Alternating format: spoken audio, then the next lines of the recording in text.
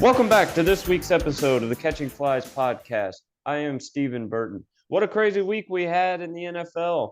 And here to break it all down with me, he has a master's degree. His favorite team is in the NFC Championship game. A long neck, ice cold beer never broke his heart. The Greek philosopher, Pete Makatis. What's going on, Petey? I'm a little concerned here. If we have to do a singing podcast, I'm not going to be able to keep up. Hello, No. everybody. Hello, everybody. Welcome to the Catching Flies podcast. Thank you for joining us again this week. While I've got your attention, I do want to quickly shout ourselves out. We did a little bit of improvement in our views week to week this past week. So thank you, everybody, for that.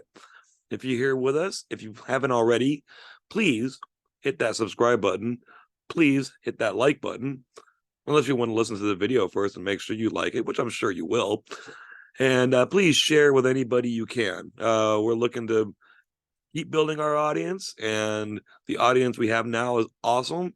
And we thank you so much, and we want to just keep adding to it. Steven was right. That was some kind of weekend of NFL football. And yes, we're going to stick with the NFL right now while we're in the throes of the playoffs. We promise you guys we're not a pure NFL channel. It is our passion, I think, more than anything else. But at the same time, we will be discussing other topics in the future. We're in the NFL playoffs, and it's January, and that's where the sports world's focus is right now. And we're happily going to look back at these games that took place in the divisional round. The weekend started off with the Kansas City Chiefs going up against the Jacksonville Jaguars. Chiefs won that game 27-20. They never trailed. They only got tied once at 7-7, and they led the rest of the way.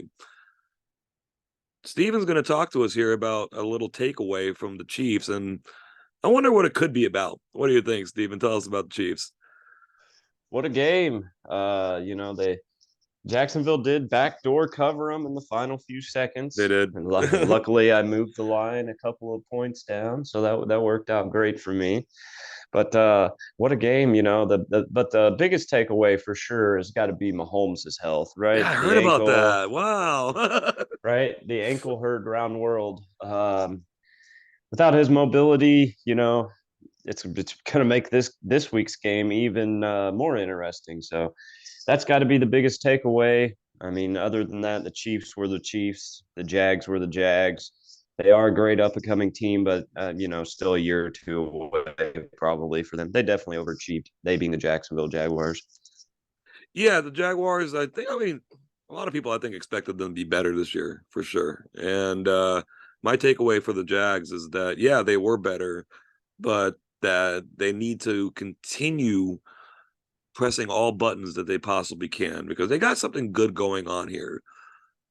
I'm a big believer in the NFL draft that you draft the best player available. Doesn't matter what position he plays, as long as the positional value is there, of course, and that's going to be cooked into best player available.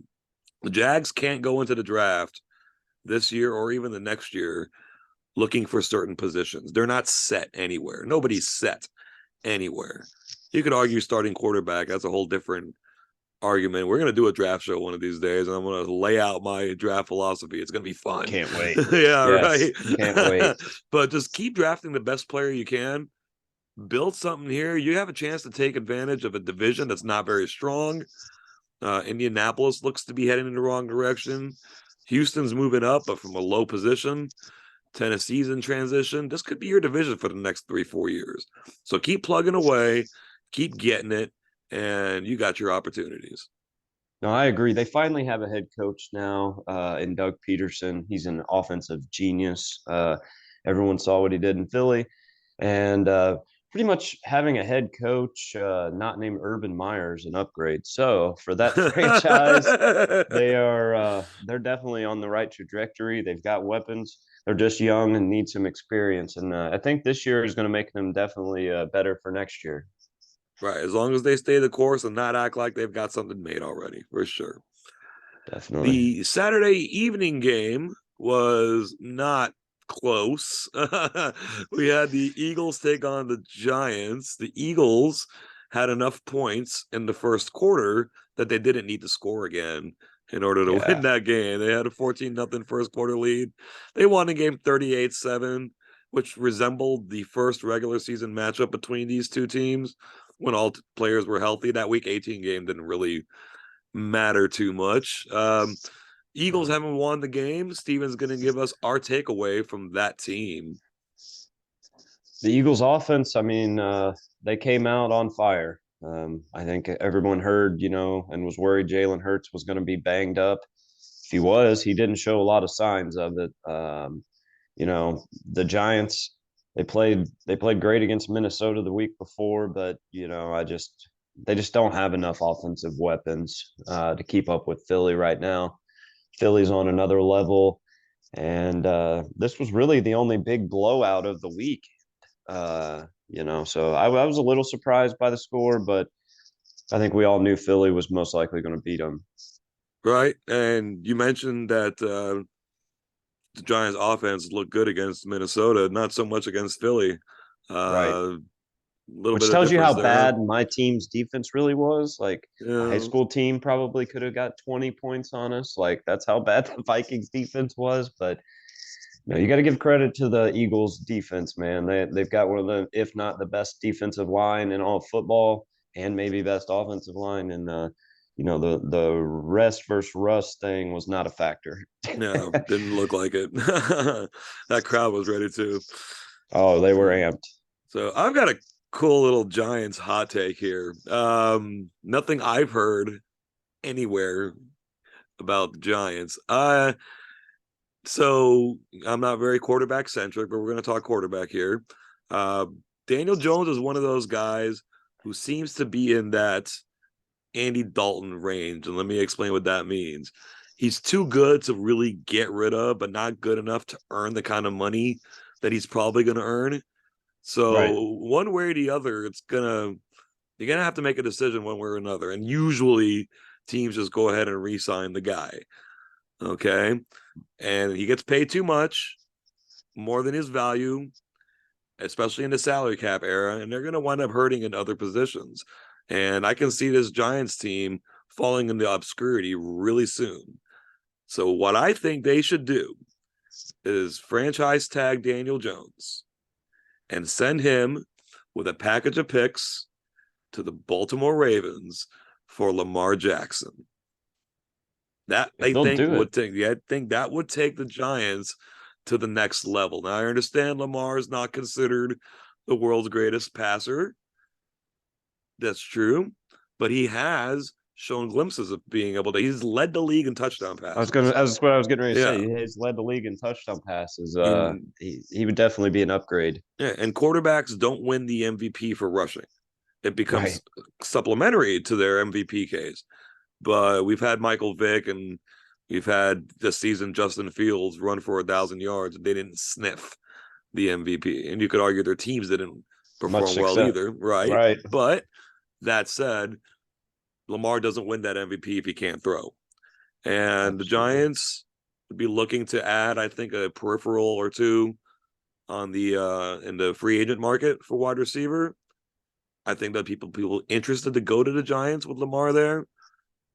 I think this is the move the Giants should make. Strike while the iron's hot on Daniel Jones. He had the best season of his career.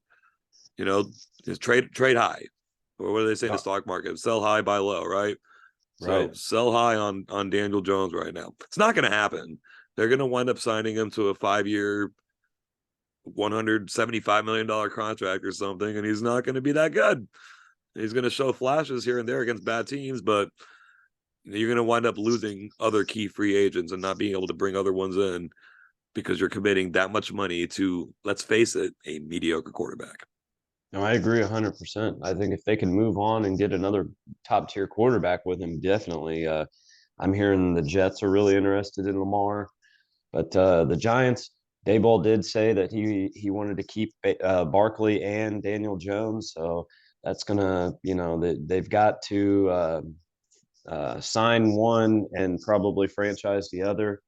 So if I don't know if the Giants, if they can trade him for a top tier quarterback, definitely, I think they would. But I think they're going to be looking to him to keep improving and be the face of their franchise, which is it's crazy to me, but I think that's what'll end up happening. Like you Yeah. said, the Giants will be just mediocre for the next 5 to 8 years. And beware of the contract year. That's all I would say. Yes. Yeah. All right, now we're going to move on to Sunday's NFL action. And Steven was not wrong when he said that the Giants-Eagles was the only blowout victory of the weekend. That's basically by score. We're talking about a 31-point win. But the Bengals didn't do much different against Buffalo. They also scored enough points in the first quarter to win their game. A 27-10 victory. 17 points is a substantial win, but it Definitely. somehow felt like more. The Bengals, and we said we were going to get one of our 4 picks wrong. There was no way all 4 home teams were going to come through, and it's the team that had the best record at home in NFL history during the playoffs that took the loss and took it on the chin. 27-10 Bengal victory. What about them Bengals?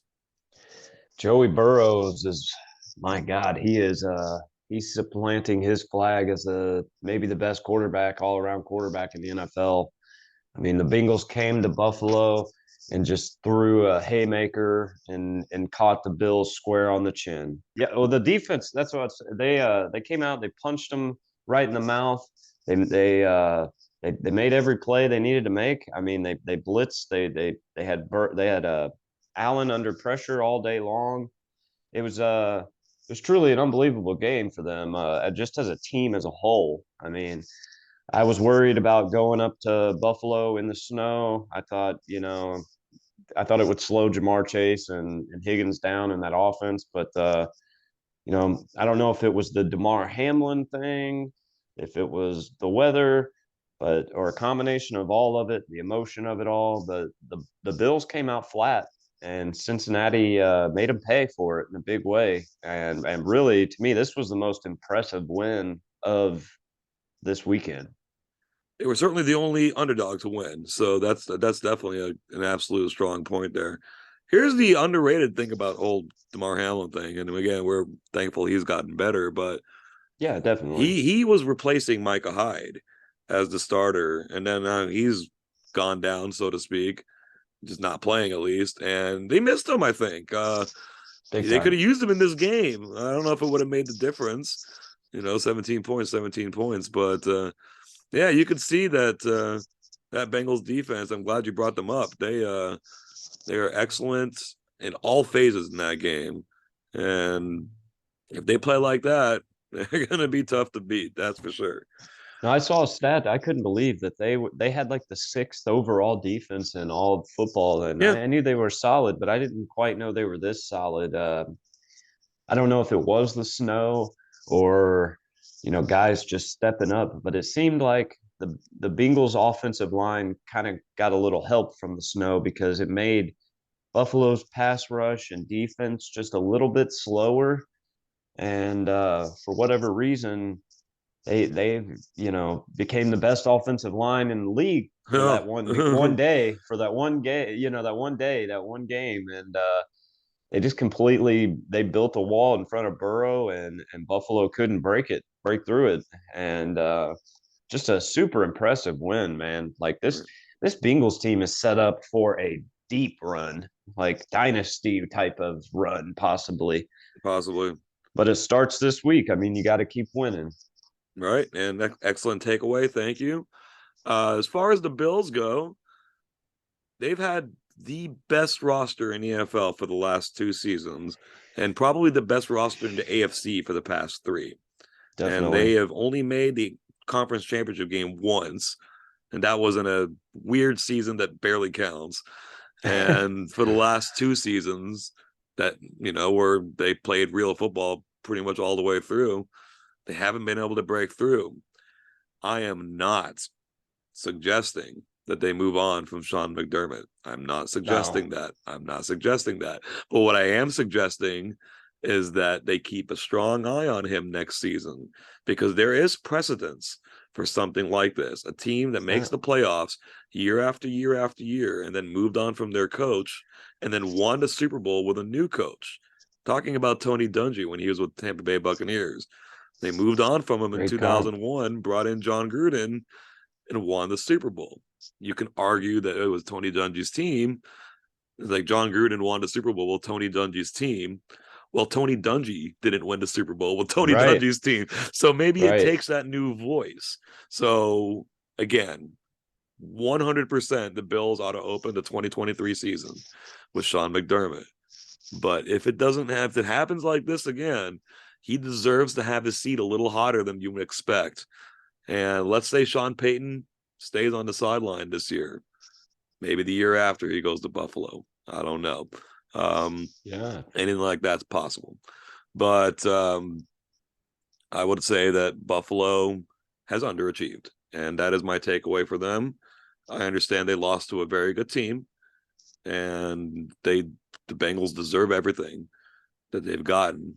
But Buffalo underachieved. And at a certain point, you might think about new leadership. No, I agree with that 100%. They just seem snake bitten. And like you said, with their coach, he is a good coach, but he's almost got that Mark Rick-esque type of factor where you just can't win the big one. And how long do you want to live with that when you've got a team that's seemingly ready to win a Super Bowl? That's true. And the final game of Sunday, which was probably the best game of the weekend. Great. Unless you don't appreciate good close football. I understand there weren't a lot of fireworks, but this was the only game all weekend that had a lead change. There was literally one game with a lead change. The 49ers took a 3-0 lead. The Cowboys made it 6-3. And then it got tied a couple of times. As far as closeness, it was that kind of game. I like defense, and I don't like sloppy offense. We had a little bit of that, but it was mostly defense, hard hitting, two teams going at it. Final score 19-12. Fun little score to top it off. As a 49er fan, I'm cool with winning 19-12, 19-2, 675-5. It doesn't matter to me as long as the Niners win. It's going to be a good game for me. So we're going to switch off here. I'm going to take the winning team takeaway just because it's the 49ers. And my takeaway is that this team can win in any way. They can win a slugfest. They can win a shootout. They've proven that over the course of the season. The Niners just need to get out of their own way. And unless a team has as much talent as them, that will be enough to win. The three remaining teams in the playoffs, you could argue that have equal level of talent to the Niners, if not more. So it is expected that the Niners need to play their best to continue winning. But I questioned whether or not the 49ers could win a Super Bowl with the Lynch-Shanahan combination when we were 3-4. We have won 11 games in a row since then. And 12 games in a row, and trying to win 14 straight and get that Lombardi. But yeah, my takeaway from the Niners is they seem to be able to adjust. Everyone on the team is on the same page. They seem to be a strongly knit team. I don't really remember a Niner team being this close, at least not a team that's been this successful anyway. The 94 Niners had some issues. Jerry Rice and Deion Sanders weren't quite getting along. The 89 Niners had quarterback controversy, Steve Young, Joe Montana situation. So this team, it's simpatico. And I think that moving forward is going to be a big boon to them. So, Steve, I had to take the winning team on that one. Give you one of the losing teams here, the Cowboys. Steven actually brought this up off camera to me, and I accidentally stole his thunder just a tiny bit, but he's gonna let us know what he thinks about the Cowboys situation. Well, it's another disappointing end to the Cowboys season. I mean, they've been a pretty good offensive team all year long, but their biggest problem has been Dak throwing interceptions, and that unfortunately just reared its ugly head at the wrong time in that Niners game. To me, though, the biggest takeaway is Mike McCarthy. Is he really the guy to lead Dallas, to where Jerry Jones wants him to be, back on top of all football? Personally, I don't think so.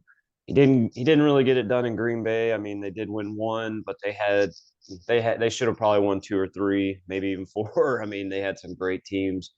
The name's been floated around heavily, but I think Sean Payton could be the move for the Cowboys to make, outside of bringing in like a true number two receiver and getting rid of Zeke. But the biggest thing they could do to improve their team is bring Sean Payton in. He's an offensive mastermind. I think he could really mold Dak Prescott into a better quarterback and get them where they want to be. The cost for that is heavy. He's wanting $20 million a year to coach, and the Saints own his rights. And they're saying it's going to take a first round pick to get him from the Saints. So if you're not sure what I'm saying here, basically he retired under contract with the Saints. He being Sean Payton, sorry. So they own his rights still. Like Detroit still owns Calvin Johnson's rights. If he ever wanted to try to make a comeback, he would have to go to them. So if Sean Payton wants to come back, the Saints own his rights. But head coaches can be traded for. It's not seen very often. I believe Gruden was traded for by the Raiders. But in this case, I think if Dallas wants to be back on top, that's the move to make. Trade for Sean Payton and let him take over the organization and turn them into the Saints, basically, and help Dak become a much better quarterback. Right, and that's something, folks, that you're just going to hear here. Other people aren't talking about Sean Payton to Dallas, and yeah, he's most likely going to Denver in all reality, but I think if Jerry Jones wants him, he will go get him. Yeah, and he actually got his start in Dallas under Bill Parcells all those years ago. So it'd be a sweet little homecoming. And his name has been bandied about with Dallas in the past, but in this situation, it hasn't been. But Steven's absolutely right. What happens in this situation, without getting too deep into contract law, is his contract tolls, which basically means it freezes. So if he has, let's say, and I'm just making these numbers up, if he has 2 years and $30 million left on his contract when the moment he retired, the moment he unretires, that 2 years is still owed at $30 million.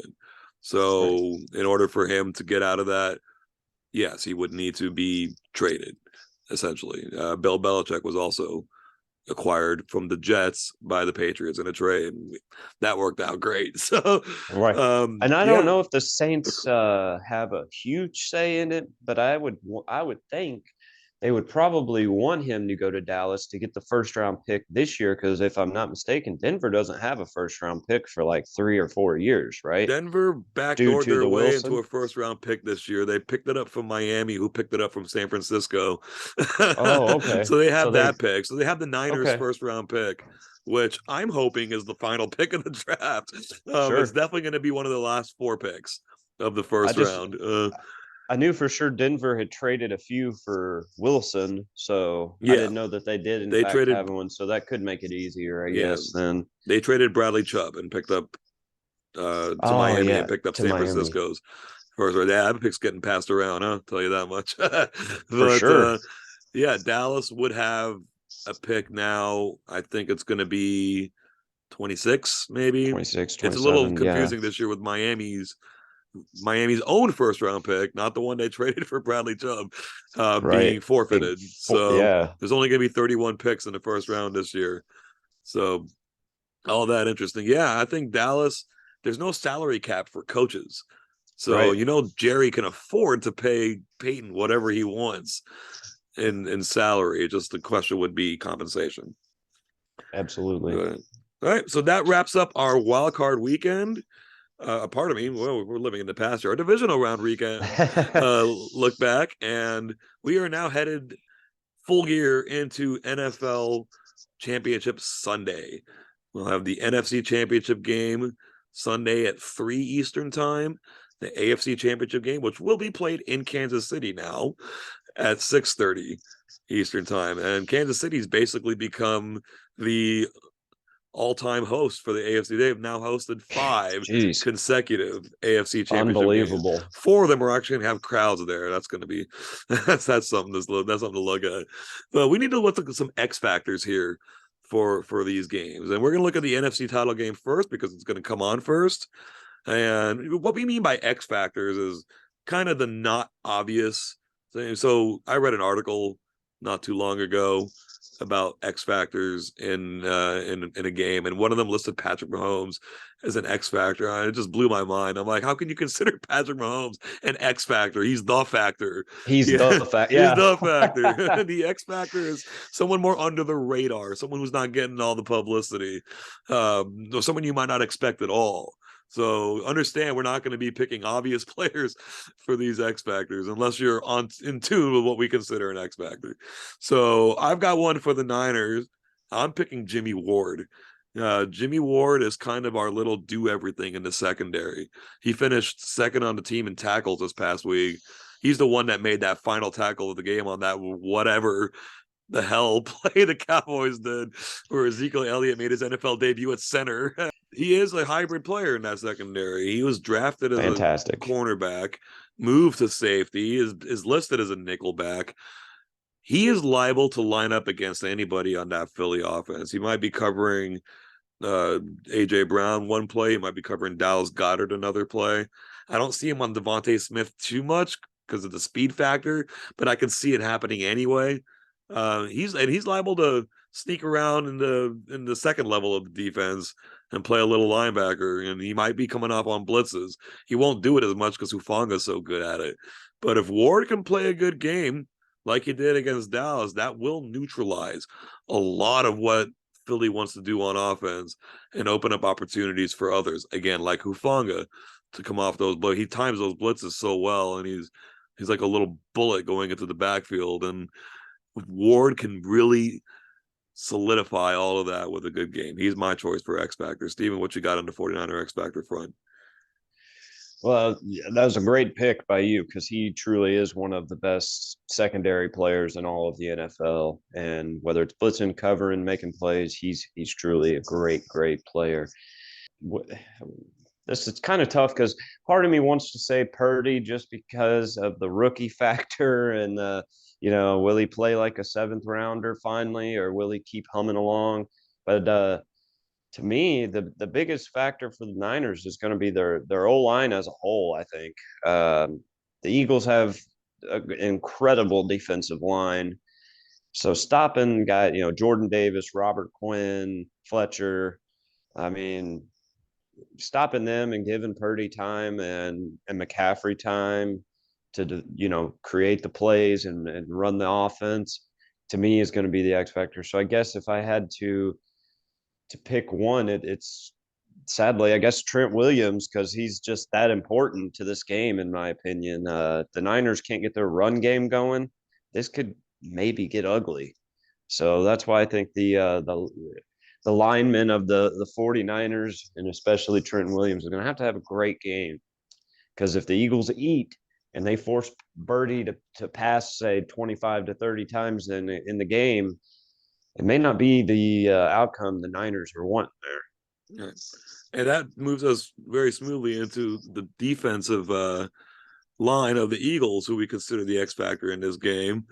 I'm going to go ahead and read off in alphabetical order the reserve defensive linemen for the Philadelphia Eagles. These are not their starters. Jordan Davis, Linval Joseph, Robert Quinn, former All-Pro, Ndamukong Suh, former All-Pro, and Milton Williams, who is very underrated. That is their backup defensive line. Okay? That is a starting NFL offensive line in almost any team. Or certainly if you're starting one from scratch, and that is their backups. So I'm thinking of those names. The reason I'm going to get a little sneaky here, my X factor out of those 5 is Robert Quinn, only because he has experience playing against the 49ers over the years as a Ram, more than anyone else on this team. And I don't know what that necessarily might add up to, but There may be some motivation there. I don't know, but I can see Quinn having one or two plays that, and I mean, it's another midseason acquisition for this team, having one or two plays that can change the course of the game. Well, that's very fair. Those guys, like I said, all pro after all pro after all pro, coming off the bench. I Right. mean, that's crazy. Quinn had like 18 sacks last year. I mean, they them guys know how to get to the quarterback. So I don't know if the Niners don't step their game up offensively as a unit up front, could be a very long day for them. My X factor for Philly offensively, though, I think AJ Brown's gonna finally have to show up and prove that he was worth that first round pick they gave up, and I think this is his time to cement himself as a underrated top end receiver in the whole league. Devontae Smith and Goddard, rightfully so, has gotten a lot of the attention, but this is time for the playmakers to make the biggest plays. And I think this is why they went out and got AJ Brown for games like this. And it's time for him to show him what he's made of. That there was our look at the NFC title game. Don't worry, we will wrap up there and make predictions as well. But we want to take a look now at the AFC championship game. Meet the new boss, same as the old boss, same bat time, same bat channel, whatever terminology you want to use. It's a rematch, folks. It's going right to the same field with the same two teams. Kansas City Chiefs hosting the Cincinnati Bengals. The last time any conference championship game had a rematch was 2011 and 2012, where the Patriots hosted the Baltimore Ravens both times. The first time the Patriots won, the second time the Ravens won. Interesting to see if the same thing will happen here.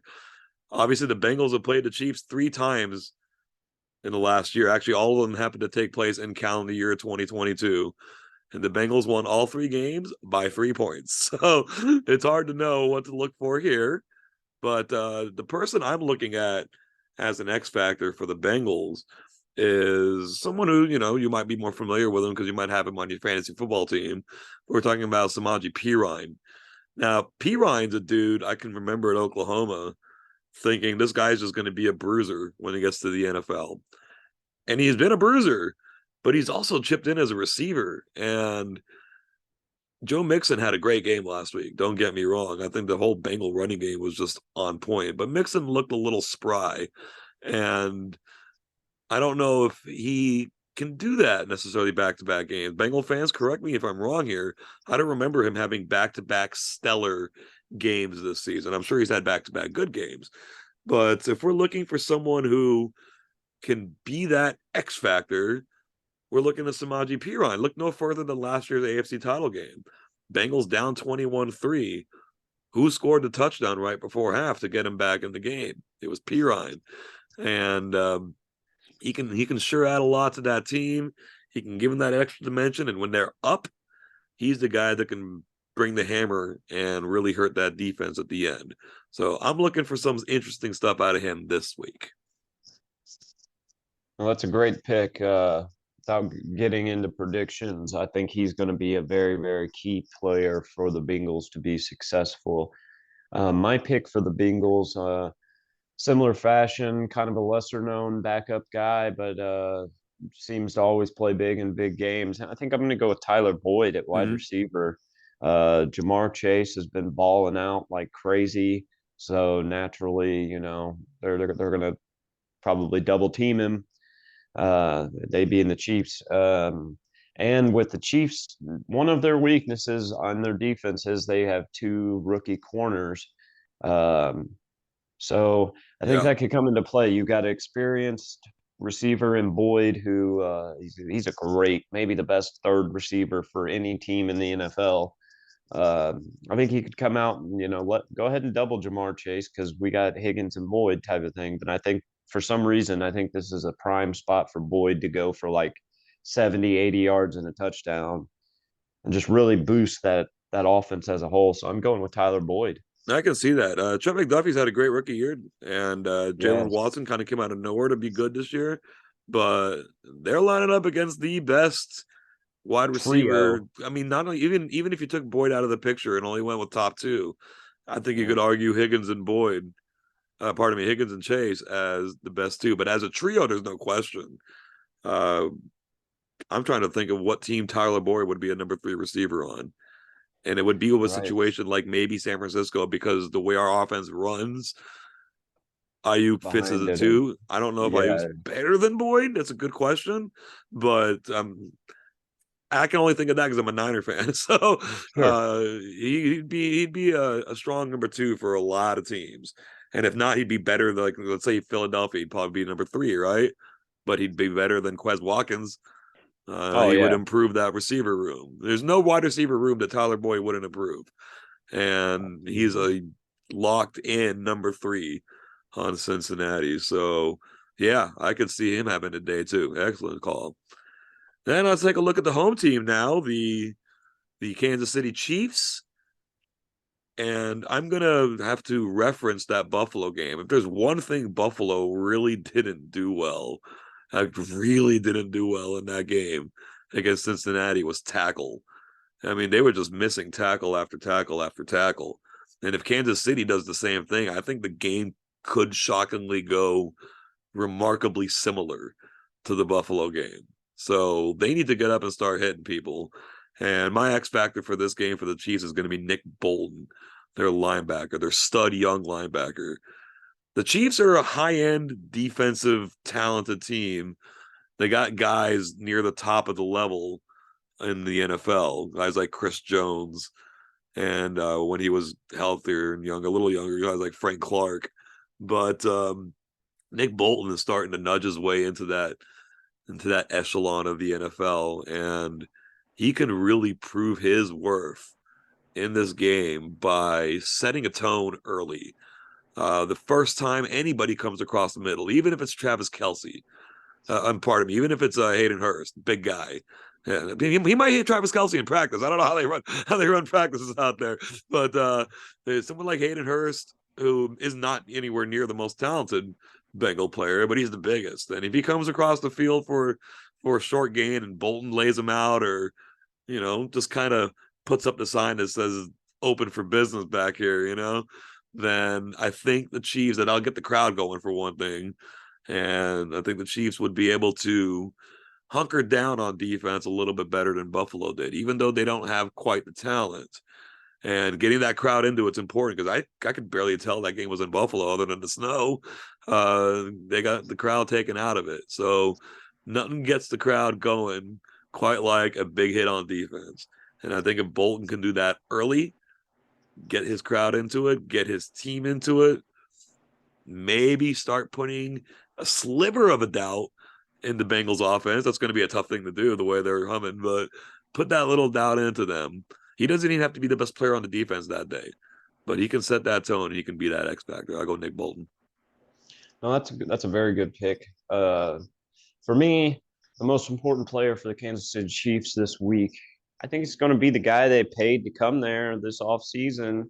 And he's had a good year, but he's not really been that superstar. And I think this could be his time to shine. I'm gonna go with Juju Smith-Schuster. I mean, everyone knows Mahomes is a little banged up. He's going to need more help than usual. So, and I almost went with Pacheco just because I think the running game is really important this week for Kansas City, depending on how bad Mahomes' ankle really is. But I'm going to settle on Schuster. I think it's time for him to be a number one receiver if Kansas City has aspirations of getting back to the Super Bowl. I think he's obviously the most talented receiver outside of Kelce, which I mean, Kelsey's just all pro, all tight end, like greatest of all time. Like the guy's unbelievable. 14 catches, 98 yards, 2 touchdowns in the last game.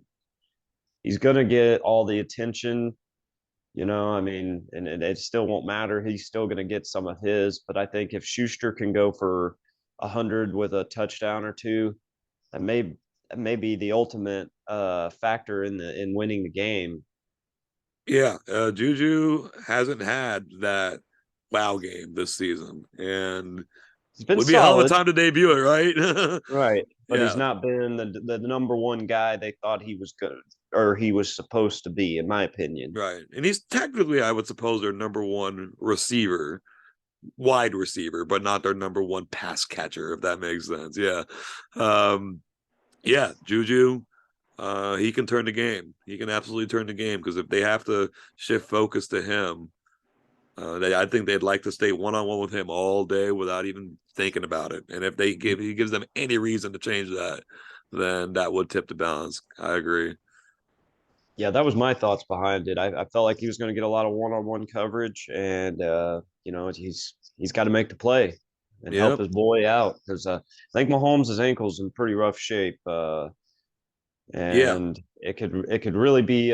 Obviously, they're not going to come out and say it because they don't want to give any kind of advantage to the Bengals, but I think Mahomes is banged up more than a lot of people think, and I wouldn't even be surprised if maybe after a quarter or two, if he had to come out for Henney. I mean, maybe it's Henney that's the X factor in this game then. Right. But I'm ready to predict. Let's Yeah. get some predictions, man. Save the best for last year. All right. So I know it. I know it. The NFC Championship game will be first. It is the San Francisco 49ers, the number 2 seed, going to the Philadelphia Eagles, the number 1 seed. So for myself here, in a manner of speaking, I'm kind of in a win-win situation because I made the surprise pick before the season that the Philadelphia Eagles would go to the Super Bowl out of the NFC. So either that's going to happen and I'm going to be proven right, or my favorite team is going to be back in the Super Bowl. So guess which one I prefer? I've been right before. I've been wrong more often, but I've been right before. And I just like to see the 49ers take another crack at this thing.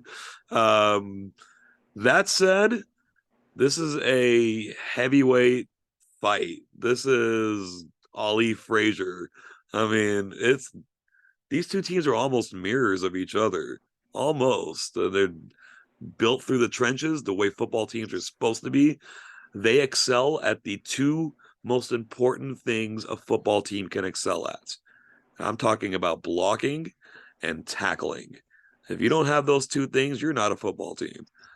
And the Niners and the Eagles are arguably the two best at doing both, at least this season. And there is a lot to look at here in matchup wise. We've gone over that a little bit. I am going to openly admit that I don't have a clue right now. I'm gonna delay a little bit here. I'm gonna pass to Steven as a stalling tactic because I'm a chicken right now. I don't know No, how I to pick this understand. game. I'm gonna let Steven have his, and maybe he'll even say something to change my mind. I really don't know. Steven, what's your thoughts on this particular game? This one's tough for me. Without it's early in the week. It's Tuesday. We haven't got all the information yet on health. So if it does come out that somebody's hurt or if McCaffrey's calf is more banged up than we think, and or something like that comes out to swing it, we'll have to live with it. But if somebody from the future told me the Eagles won, I'd believe them. They told me the Niners won, I'd believe them. I mean, this is a heavyweight bout of two titans that, best offense versus best defense. It's played in Philadelphia. You got to believe that the Philly fans are going to be absolutely out of their mind. For whatever reason, Philly's felt like a team of destiny this year. They've had so many things go their way. They've went out and made moves. Their offense has just been like watching a video game at times. They put up so many yards and points. That said, there's something about this Niners defense that I just fully believed in, and Nick Bosa, Warner, Hufanga, I just can't pick against them. I'm going Niners in a nail biter, like 27-24, 30-27. I think it's going to be a very, very, very close game.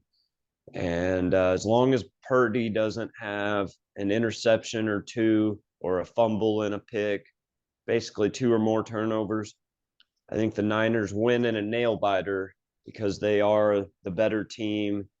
and can run the ball to me better than Philly can. They have those premier backs in Mitchell and McCaffrey, whereas Philly has Hurts, but he's not going to run a lot because he's got a banged up shoulder, and their running back is very good, but his name's escaping me right now. I was trying to the Yeah, Eagles running back, Miles Sanders has been Miles their Sanders. yeah, Yeah, has been their he's main very guy. very good, but I think McCaffrey and Mitchell are better, and I think the Niners grind out a hard nosed win in Philadelphia to go back to the Super Bowl.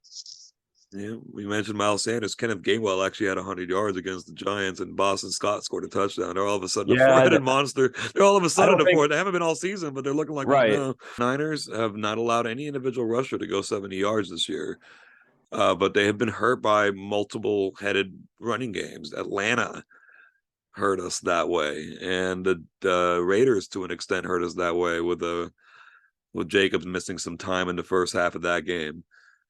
And I don't expect Miles Sanders to carry the ball more than 12, 13 times. I think Gainwell and Scott will get mixed in, and I think Hurts will be running the ball. He ran the ball. He scored 2 touchdowns last week, rushing. And the Eagles, I've mentioned this before, they have 50 sacks this season from a 4-man rush, and they have Unbelievable. 70 sacks total.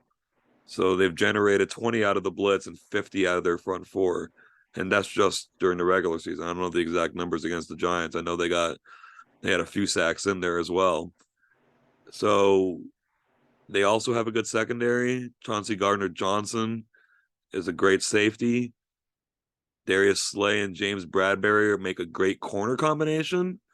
They're not the fastest group, but they are very good at coverage, which is your number one goal for a corner. Their offensive line is the best in football. Sayumalu and Mailata are the 2 guys who didn't make the Pro Bowl, and they're both phenomenal. And the Niners, like I said, they run up a mirror to the Eagles. They have almost everything that the Eagles do, maybe a little less in some areas, maybe a little more in other areas. It's hard to me to make this pick. I am kind of getting pessimistic here with the Niners' history in NFC Championship games. I can see the Eagles walking it off with a field goal. I can see other scenarios as well, but that scenario, the walk-off field goal, seems the least hazy to me. I want, more than anything, to be wrong. I'm picking the Eagles to win it on a last-second field goal, and for me to be a little crybaby idiot after the game for a few minutes at least before I get over it. And then I want to be wrong. And Niner fans, don't hate me.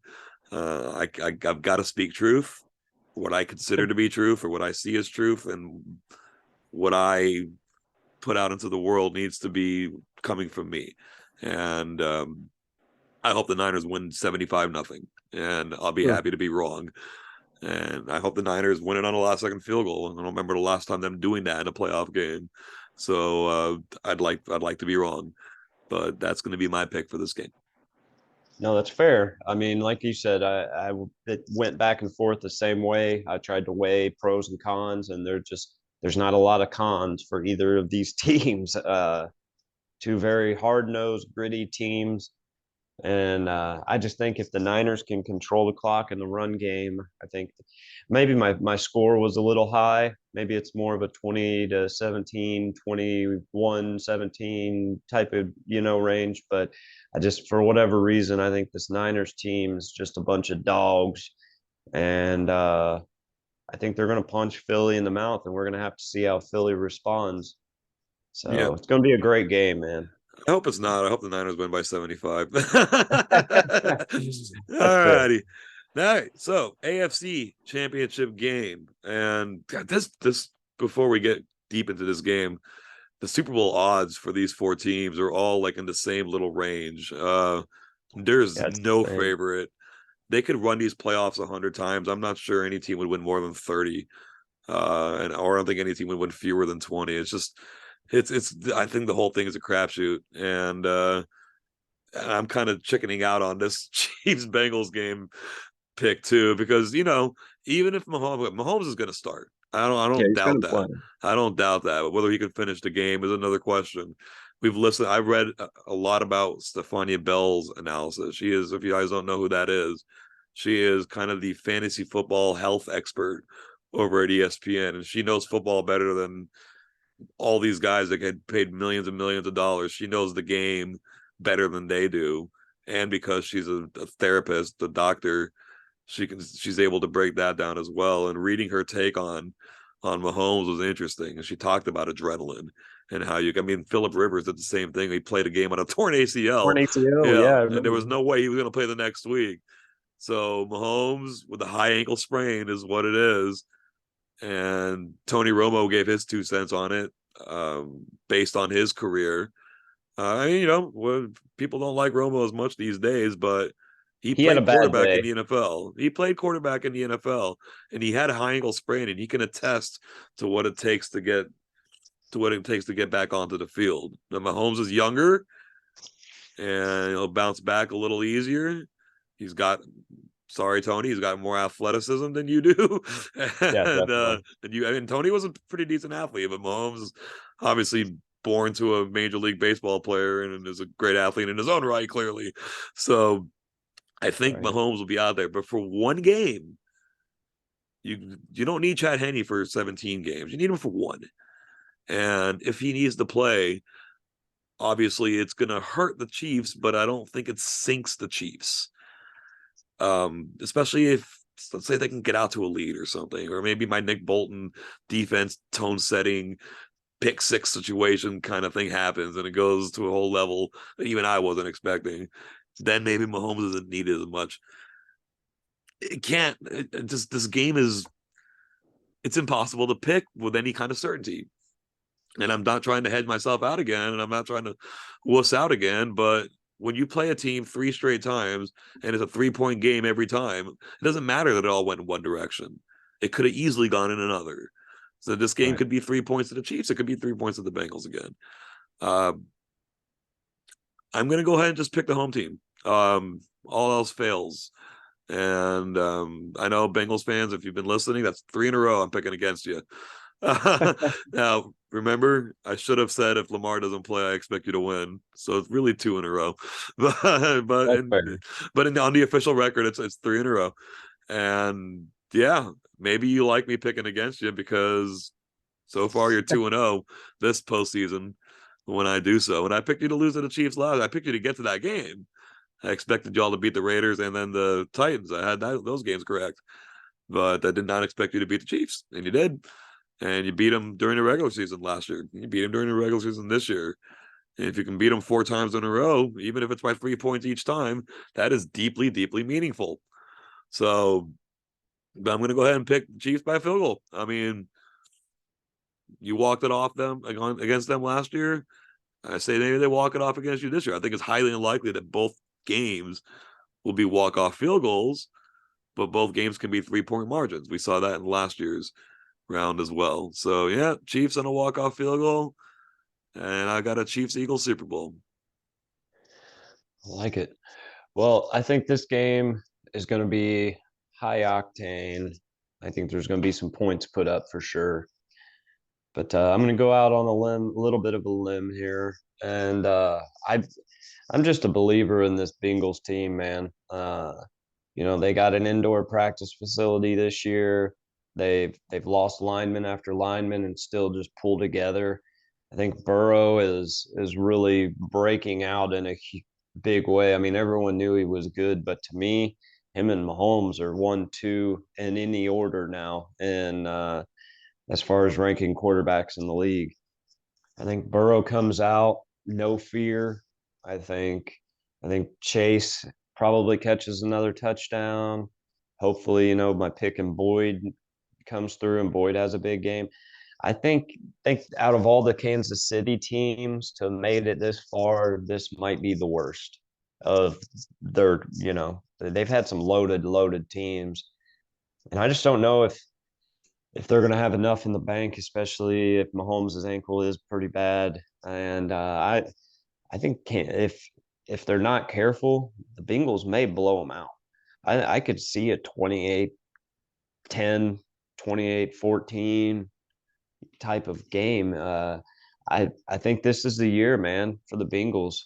And until I'm proven otherwise and that offense is stoned, I'm going Bengals, and I'm going to say they win by 10 or more. I think they really come out and impress all of America and put Cincinnati on the map. And Burrow's gonna get paid this off season, and he's gonna be worth every dollar they give him. And I think he's gonna show you why in this game. So I got Bengals, Niners, Super Bowl rematch, and I can't wait to break that down. Yeah, I mean, I will accept that result, absolutely. And yeah, Steven not afraid to drop them on the table, guys. You're not hearing a lot of people picking double-digit wins in this game or in any game left in this I could playoffs. just So in my head, I can't get out like Mahomes comes out, he plays a quarter or two, Hubbard or Hendricks gets a sack and rolls over on his ankle or something. He's got to come out. The crowd gets flat. The Bengals get rolling, and I could see it. I could see it happen in that way. I yeah, really could. And even yeah, if he doesn't come out, I still like the Bengals. I just think they're playing so well right now, and as a team, they believe in each other, and they've got the backing of the city that believes in them, and that's shown by their head coach going out to bars after games and giving game balls to the community, and uh-huh. he has done such an incredible job with that team, Zach Taylor, and I think this is their year finally. Alrighty. There are 4 potential Super Bowl matchups. So the 2 we picked both have built-in storylines. 49ers Bengals would represent a third contest between the two teams. It's only ever happened once. The Cowboys and Steelers played Super Bowls 10, 13, and 30. And in those matchups, the Steelers won the first 2 and the Cowboys got the third. So if history repeats itself, the 49ers won Super Bowls 16 and 23 against the Bengals. It would have taken a little bit longer to get to the third one. 57 would dictate that the Bengals would win that game. So that's a built-in storyline. It would also be the 4th Bengals Super Bowl appearance against the California team, for whatever that matters. 49ers Chiefs would not only be a rematch of Super Bowl 3 years ago, but it would be a rematch of the last game the 49ers lost, period, this season, when they lost to the Chiefs early in the year by 21 at home, dropped them to 3-4, and they've won 12 straight since. So that'd be an interesting matchup.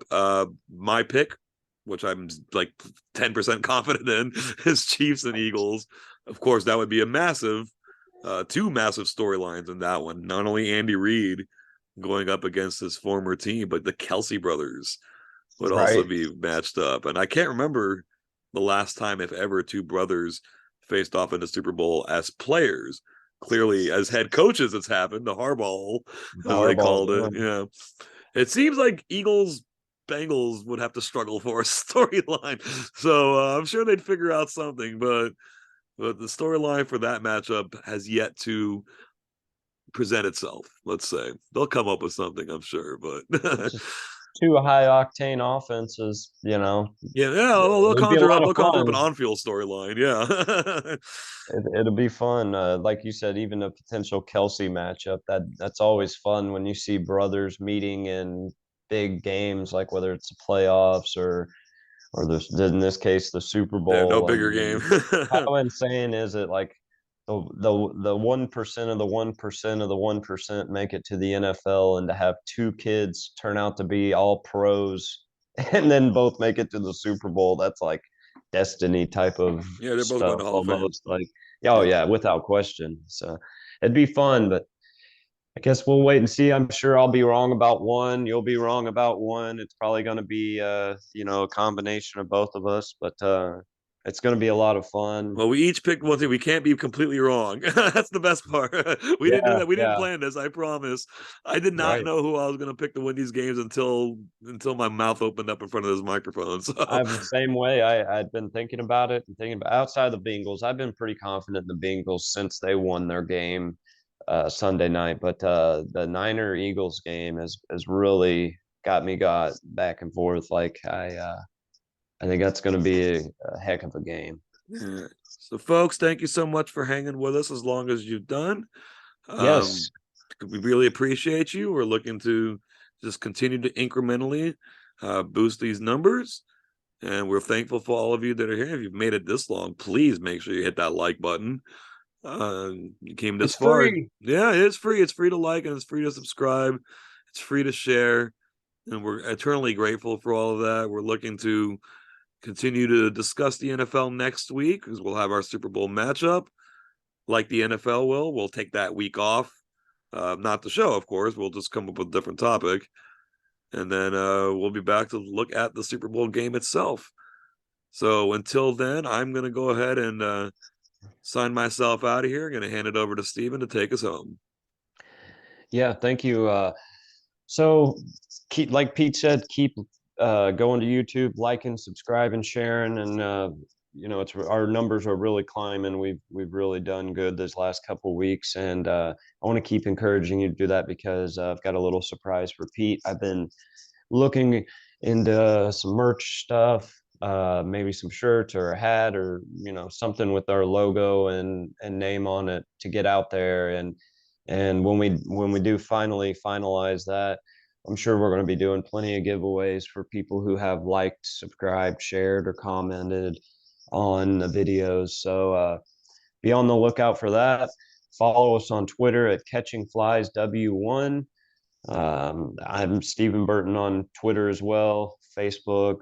We have me and Pete both share the link every week on Facebook. So just be on the lookout. If you have any comments or questions or want to debate us or talk it up, chop it up, whatever, hit us up. We'd love to talk to any fans out there of the show or just of the sports in general. So other than that, I just say be on the lookout as soon as we get some merch going, and we've been talking about possibly doing some video too. So we got some exciting stuff coming in the future. So just hang with us, and look forward to seeing you guys next week to break down the Super Bowl basically, and go over the games. And it's going to be a lot of fun. That's all you can really say. Can't wait, man. So. Thanks for joining us this week. Go catch a fly.